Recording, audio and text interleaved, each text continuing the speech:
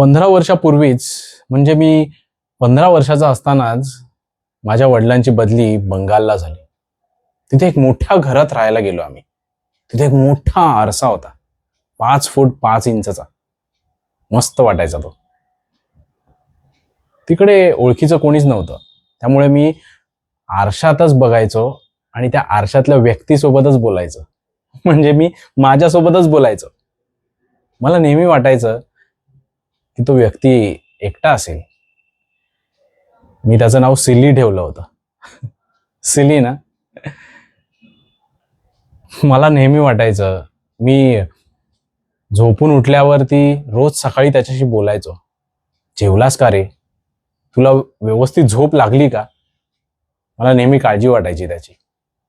ही गोष्ट मी माझ्या वडिलांना सांगितली तेव्हा वडील माझे बोलले की हा वेडेपणा आहे. हे जे करतोयस ना तू योग्य नाहीये. त्यामुळे माझ्या वडिलांनी तो आरसा फोडून टाकला. आता मी कायमचा एकटा पडलोय.